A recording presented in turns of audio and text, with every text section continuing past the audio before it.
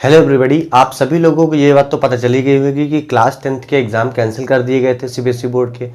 और साथ ही साथ क्लास 12th के जो एग्ज़ाम होने थे वो उसको भी पोस्टपोन कर दिया गया था। तो जो ये आपके एग्ज़ाम होने वाले थे अब वो नहीं हो रहे, तो इसका क्या इफेक्ट पड़ेगा, इसको लेकर काफ़ी बच्चे बहुत परेशान थे कि सर क्या होगा अब। क्योंकि मैंने ही वीडियो बनाई थी कि एग्ज़ाम कैंसिल हो गया आपका, तो उसमें बच्चे पूछ रहे थे कि एग्ज़ाम कैंसिल हो गया है। तो बहुत सारे क्वेश्चन थे उनके, ठीक है। तो मैं एक एक करके कमेंट का रिप्लाई तो कर ही रहा था। फिर मैंने सोचा कि मान लो और 50 बच्चे आ जाएंगे, तो मैं कमेंट पे रिप्लाई करते करते थक गया हूँ। थक गया होगा मतलब जिससे कुछ कुछ मिस भी हो जाते हैं, तो वो बच्चे सोचते हैं मेरा जवाब नहीं दे रहे हैं। तो मैं चाहता था कि एक प्रॉपर वीडियो बना दूँ कि जितने क्वेश्चन मुझे दिखे हैं आपके कमेंट बॉक्स से, सीबीएसई क्लास 10th के एग्ज़ाम जो कैंसिल हो गए हैं और क्लास 12th के लिए जो है वो अगली वीडियो बनाऊंगा मैं। उससे रिलेटेड जितने भी क्वेश्चंस आपको दिख रहे थे उसको मैं आज यहाँ पे आंसर करने वाला हूँ। क्वेश्चन सारे आप करेंगे, आंसर मैं बताऊंगा। आंसर में देखिए गारंटी किसी बात की नहीं होगी, पर गारंटी इस बात की होगी कि जो भी पॉसिबिलिटीज हो सकती मैं आपको बता दूंगा। क्योंकि अभी बोर्ड ने ही बहुत सारी चीज़ें डिसाइड नहीं करी, तो मैं कैसे बता सकता हूँ आपको। तो जो क्वेश्चन थे मैंने अपने पास वो नोट कर लिए, मैं अभी आपको बता देता हूँ। अगर इसके अलावा आपके मन में कोई क्वेश्चन है तो आप अलग से पूछिए, मैं उसका कमेंट बॉक्स में रिप्लाई कर दूंगा। सबसे पहला क्वेश्चन ये हो रहा था आपका कि ऑब्जेक्टिव क्राइटेरिया जो लिख के आया है ट्वीट में, इसका मतलब क्या है। अब मैं छोटे से तरीके से बता दे रहा हूँ, पर अगर आपको डिटेल में समझना है तो नीचे डिस्क्रिप्शन में लिंक है, उसमें आप जाके देख सकते हैं। डिस्क्रिप्शन में एक तो लिंक होगी न्यूज़ की, मतलब वेबसाइट की, जहाँ से ये सारी बातें बता रहा हूँ मैं। दूसरी होगी मेरी वीडियो की, जहाँ मैंने ऑब्जेक्टिव क्राइटेरिया को डिटेल में समझाया है, ठीक है। तो जो ऑब्जेक्टिव क्राइटेरिया का मतलब है कि ये कोई यहाँ पे ऑब्जेक्टिव पेपर नहीं होने वाला है, ठीक है। ये कोई ऑब्जेक्टिव पेपर नहीं है, एमसीक्यू टाइप का पेपर की बात नहीं चल रही। ऑब्जेक्टिव क्राइटेरिया, ऑब्जेक्टिव क्राइटेरिया आपका डिसाइड करेगा बोर्ड, अभी वो डिसाइड भी नहीं हुआ है। तो इसमें कौन कौन चीज़ें डिसाइड हो सकती हैं, चिंता मत करिए। अगर डिसाइड होगा तो उसके बाद 15-20 दिन का टाइम भी दिया जाएगा, अगर कुछ नया होने वाला होगा। अगर प्री डिसाइडेड चीज़ें होंगी जो पहले आप कर चुके हो, उन्हीं डिसाइड होना, तो आपके हाथ में कुछ है नहीं, उसके टेंशन लेने उसको फायदा नहीं है। तो जो जो फैक्टर हो सकते हैं मैं आपको बता दूं। सबसे पहले तो आपको जो प्री बोर्ड एग्जामिनेशन हुए थे, जहां जहां अच्छे तरीके से हुए हैं, वो उनको कंसिडर करेंगे। स्कूल वाले, बोर्ड वाले को तो पता भी नहीं ना प्री बोर्ड किसके वहां नहीं हुआ। तो प्री बोर्ड वाले एग्जाम जिनके पास जिनके यहाँ हुए हैं, उनके स्कूल वाले उन चीज को तवज्जो देंगे। उसके अलावा 9th का आपका जो एकेडमिक रिकॉर्ड होगा, अगर वहां पे बच्चा पढ़ा हुआ होगा तो उसको भी तवज्जो दी जाएगी कि बच्चा अच्छा था, तो उस हिसाब से मार्क्स दी जाएगी। जो 20 नंबर मिलते हैं कॉलेजेस में सीबीएसई बोर्ड को, जैसे 20 नंबर मिलते हैं, उसमें क्या क्या देखा जाता है, अटेंडेंस देखी जाती है। तो इस बार ऑनलाइन वाली अटेंडेंस जो भी देखी जाएगी, जहाँ जहाँ सही तरीके से हुआ है। उसके अलावा बच्चे का कैरेक्टर कैसा था, बच्चे का बिहेवियर कैसा था, ये सारी चीज़ें वहाँ पे चेक कर जाएंगी। तो यही सारी कुछ चीज़ें जो हैं जो कि ऑब्जेक्टिव क्राइटेरिया में आपकी इंक्लूड कर जाएंगी। पर मेरे हिसाब से थोड़ी ढील देनी चाहिए, क्योंकि बच्चों को बहुत परेशानी हुई है। बच्चों ने पढ़ा, ऐसी बात तो है नहीं पढ़ा नहीं है। कुछ बच्चों ने नहीं भी पढ़ा है तो अलग बात होगी, पर जिन्होंने पढ़ा उसका नुकसान नहीं होना चाहिए। तो पहला ये हो गया ऑब्जेक्टिव क्राइटेरिया क्या होता है। दूसरा होता है मार्क्स कैसे डिसाइड होंगे, जो मैंने बता दिया अभी। ऑब्जेक्टिव क्राइटेरिया जो होगा उसी के हिसाब से मार्क्स डिसाइड करे जाएंगे। अब ये स्कूल टू स्कूल चेंज हो जाएगा। कुछ चीज़ें तो बोर्ड बता के भेजेगा, पर स्कूल ने अपने हिसाब से पढ़ाया है तो वो थोड़ा बहुत वेरिएशन दिखेगा आपको। कुछ लोगों ने पूछा कि सर प्री बोर्ड का ही रिजल्ट तो नहीं फाइनल रिजल्ट के तौर पर दिखा दिया जाएगा, क्योंकि प्री बोर्ड में बच्चे ध्यान नहीं देते हैं, क्योंकि वहाँ पे कोई स्कूल सैंपल पेपर उठा के दे देता है, कोई पिछले साल के पेपर उठा के दे देता है। तो जहाँ बच्चे कोचिंग वगैरह कर रहे होते हैं वहाँ डिटेल में पढ़ रहे होते हैं, स्कूल में भी डिटेल में पढ़ रहे होते हैं कुछ बच्चे, पर प्री बोर्ड में इतना शायद ध्यान नहीं दे पाते, क्योंकि स्कूल जाना नहीं होता। और इस बार काफ़ी ज़्यादा दिक्कतें हुई हैं, क्योंकि ये ऑनलाइन का हिसाब किताब था। तो मेरे हिसाब से सिर्फ प्री बोर्ड को तवज्जो नहीं दी जाएगी कि प्री बोर्ड में अगर आपके 70 नंबर आए तो यहाँ 70, ऐसा नहीं होगा। कुछ और भी चीज़ें इंक्लूड करी जाएंगी, जो कि मेरे हिसाब से लग रहा है कि जो मान लीजिए आपके 5 सब्जेक्ट हैं, तो आपने जो 5 सब्जेक्ट में जो टॉप के 2 सब्जेक्ट में आपने जो नंबर लिए होंगे, टॉप 2-3 में, मैं ये बातें बता रहा हूँ, अदर बोर्ड्स भी इंक्लूड है ना इसमें। तो मैं सारी चीज़ों को देख के एक एक्सपीरियंस शेयर कर रहा हूँ क्या क्या हो सकता है। तो हो सकता है मान लीजिए आपके मैथ में आ गए अच्छे नंबर, मैथ में इंग्लिश में अच्छे नंबर आ गए प्री बोर्ड में, तो उस हिसाब से आपको एवरेज दे दिया जाएगा, ठीक है। तो काफ़ी सारी चीज़ें होंगी, आप पहले से कुछ डिसाइड करके मत रखिए। थोड़ा बहुत पढ़ते भी रहिए कि मान लीजिए कोई ऑनलाइन टेस्ट वगैरह हो जाए तो भी आप दे सको उसको। बोला क्या कि 9th का रिकॉर्ड का कोई फर्क पड़ेगा नहीं पड़ेगा, मैंने आपको बता दिया 9th का रिकॉर्ड का फर्क पड़ सकता है, क्योंकि आप अगर वहाँ से 9th पढ़े हो तो आपका एक इमेज बनी होती है कि ये बच्चा अच्छा है, तो उसके नंबर, मतलब ये नहीं बोलेंगे नहीं कि 9th का फर्क पड़ रहा, पर पड़ जाएगा। अगला है कि ऑनलाइन एग्जाम ना ले ले एकदम से बोर्ड, मतलब अभी बोर्ड ने कैंसिल कर दिया, फिर एकदम से सडनली बोले कि आप थोड़ा बहुत माहौल ठीक है, या मतलब टाइम मिल गया ऑनलाइन एग्जाम दे दो 1 घंटे 2 घंटे का। तो इसके चांसेस बहुत कम है, क्योंकि बोर्ड लेवल पे बहुत बच्चे होते हैं, उनका ऑनलाइन एग्जाम लेना बहुत टफ है। और फिर अगर होगा भी तो सबको पता है चीटिंग बहुत ज़्यादा होती है। ऑनलाइन एग्जाम अभी जब हुए हैं तो देखा ही गया, इसी वजह से ऑनलाइन के बहुत कम चांसेस हैं। अब ये भी एक मन में क्वेश्चन है कि बोर्ड भले ना ले पर स्कूल वाले तो ऑनलाइन एग्जाम ले सकते हैं, सिर्फ एक दिखावा करने के लिए, फॉर्मेलिटी करने के लिए, एक बोर्ड के सामने कि मैंने देखो एग्जाम लिया है। तो इसकी पॉसिबिलिटी है कि 1 घंटे का एग्जाम ले लें स्कूल वाले, मल्टीपल चॉइस टाइप के क्वेश्चन हो या थोड़ा बहुत जैसे PDF कर करके बच्चों को क्वेश्चन भेज दिया, उधर से 3 घंटे बाद उन्होंने आंसर भेज दिया नकल नुकल मार के, आपको पता है उसका कैसा होगा। तो इसके भी चांसेस थोड़े कम है, पर इसके मैं 50-50 दे दूंगा क्योंकि यहाँ पर स्कूल फॉर्मेलिटी कर सकता है इस चीज़ की। आगे एक क्वेश्चन था, स्कूल वाले कहीं एग्जाम के लिए एकदम से ना बोल दें। एग्जाम के लिए एकदम से कोई नहीं बोल सकता है, कम से कम 15 दिन का टाइम दिया जाएगा, स्कीम बताई जाएगी, स्कीम के बाद 15 दिन का टाइम रहेगा जरूर, ठीक है, चाहे स्कूल वाले कराएं चाहे कुछ भी कराएं। और स्कूल वाले के हाथ में प्राइवेट चीज होती है, ठीक, आप लोग अपना मतलब प्रदर्शन कर सकते हैं, इसका विरोध कर सकते हैं अगर कुछ आपके साथ गलत हो रहा है तो, है ना। ऐसा ना हो कि जब एक क्वेश्चन और है, ऐसा ना हो कि जब सिचुएशन ठीक हो जाए थोड़ी तो एकदम से बुला लें कि आओ बोर्ड का एग्जाम दे दो आके, ऐसा भी नहीं होगा। अगर हो गया भाई ऐसा तो पहली बात क्लास 10th का तो कैंसिल कर दिया गया, तो बोर्ड का एग्जामिनेशन तो होना ही नहीं है। और सिचुएशन ये कोई बटन नहीं दबाएंगे, बटन दबाया कोरोना वायरस खत्म हो गया, और कोरोना वायरस सच में है।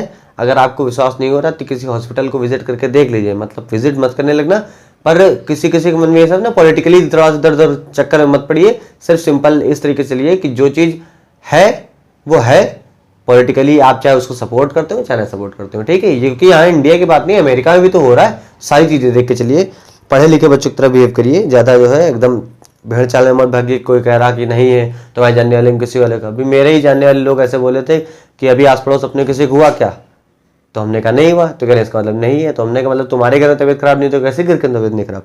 तो ये सारे चक्कर में मत पड़ना। अगला बोला गया नंबर्स नहीं डिसाइड होंगे तो 11th में एडमिशन कैसे होगा। नंबर कैसे नहीं डिसाइड होंगे, नंबर आपके डिसाइड होंगे, ये ऑब्जेक्टिव क्राइटेरिया बनाया है इसलिए जाएगा कि नंबर आपके डिसाइड करे जाएंगे। और 11th में एडमिशन लेने के लिए कोई भी नंबर नहीं मांगता, मैंने तो आज तक नहीं सुना कि 10th की नंबर दिखाइए 95% हो तो आपका 11th में एडमिशन होगा। और ऊपर से ऐसी सिचुएशन में तो कुछ भी ऐसा नहीं हो सकता है। बाकी ये हो सकता है कि अच्छे अच्छे स्कूल जो होते हैं अगर आप अलग एडमिशन कराना चाहते हैं तो वो अपना एक टेस्ट ले लेते हैं कि बच्चे की कैपेबिलिटी है कि नहीं, एंट्रेंस टेस्ट के तौर से, तो उसकी चिंता मत करिए, 11th में एडमिशन आराम से हो जाएगा, बस आपका पास होनी चाहिए मार्कशीट हाई स्कूल वाली। सबको एवरेज नंबर मिलेंगे या सबको खराब नंबर मिलेंगे, ऐसे ही मन में बहुत सारी चीज़ें हैं, क्योंकि यूट्यूब पे बहुत सारी वीडियो बन गई ना कि थंबनेल मतलब अट्रैक्ट करने के लिए थंबनेल कुछ भी बना दिया गया, तो सबको कम नंबर मिलेंगे ऐसी कोई बात नहीं भाई। देखो कुछ बच्चे होते हैं जो पढ़ने में तेज होते हैं, वो दिखता है, उन्होंने बहुत सारी 1 साल बिताया जिस स्कूल में, तो 1 साल 2 साल जो पहले से पढ़ रहे होंगे तो उनको पता होगा टीचर्स को कि ये बच्चा कैसा है। हाँ ये हो सकता है किसी के साथ शायद इनजस्टिस हो जाए, मतलब पता ना चले कि यार मान लो किसी ने पिछले 2 महीना बहुत मेहनत करी, वो 95 की मेहनत कर रहा था, उसके 85 आ गए या 88 आ गए तो उसको थोड़ा कम लगेगा, पर ये कोई बहुत ऐसा नहीं होगा कि आपके साथ बहुत बड़ी नाइंसाफी होगी, तो इसकी चिंता ना करिए। अगर हमारे नंबर कम आए तब क्या, हाँ ये भी एक क्वेश्चन है।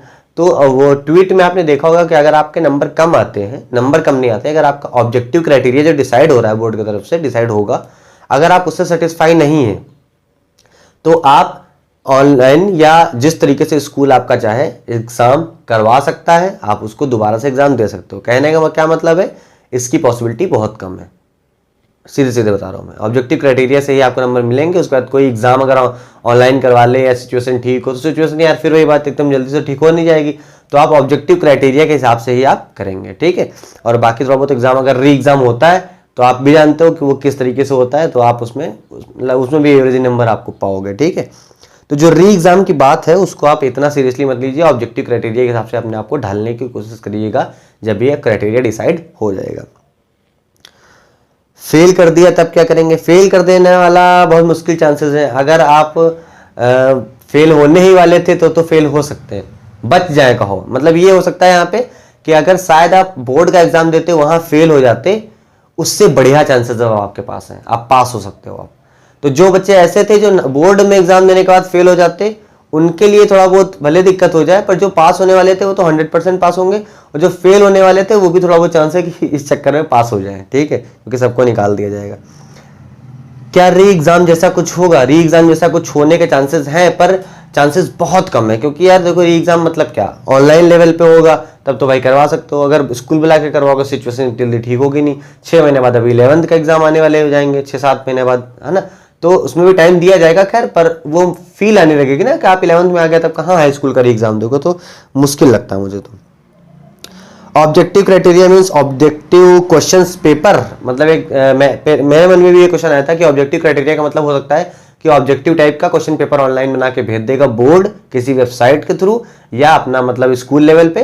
तो ऐसा कुछ नहीं, ऑब्जेक्टिव क्राइटेरिया में कई सारी चीजें देखी जाएंगी, ना कि ये एमसीक्यू टाइप का क्वेश्चन पेपर होगा।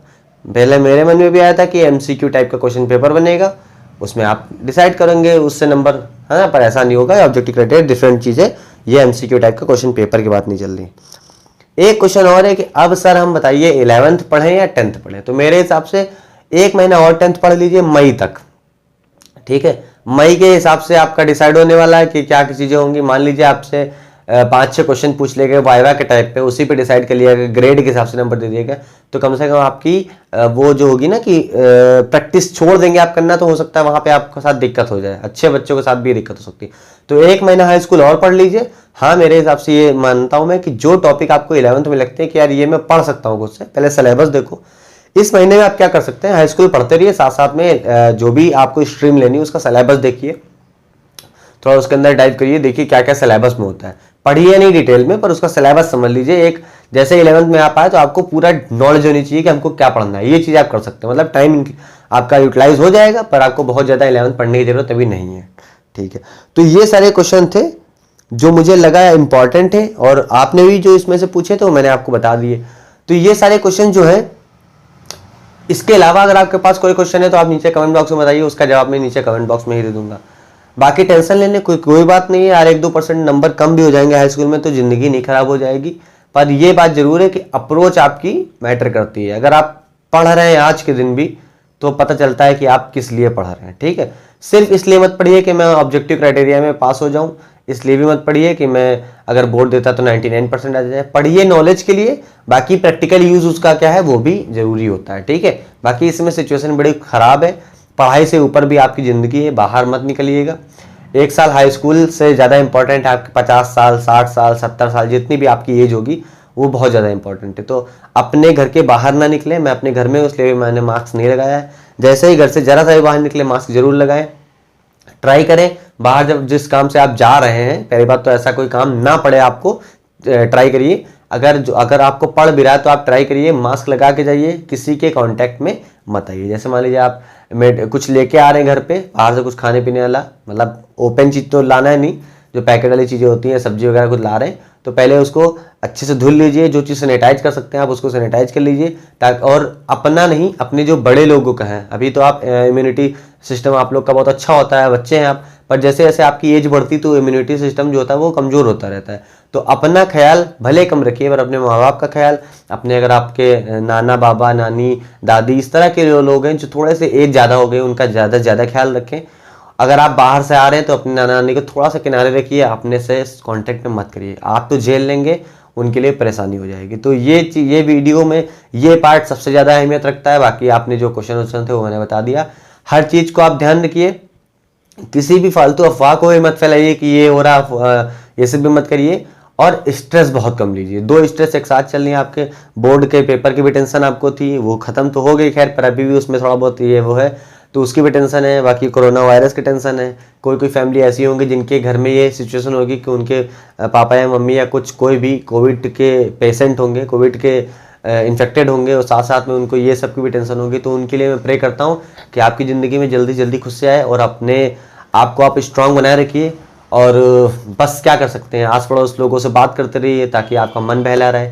अकेले मत फील करिएगा, डिप्रेशन में मत आइएगा, आराम से रहिए, कोई दिक्कत की बात नहीं है। कोविड किसी को अगर है भी वो भी रिकवर कर लेगा, बस अच्छे से खाइए पिए, टेंशन मत लीजिए। मिलता हूँ अगली वीडियो में, तब तक के लिए धन्यवाद।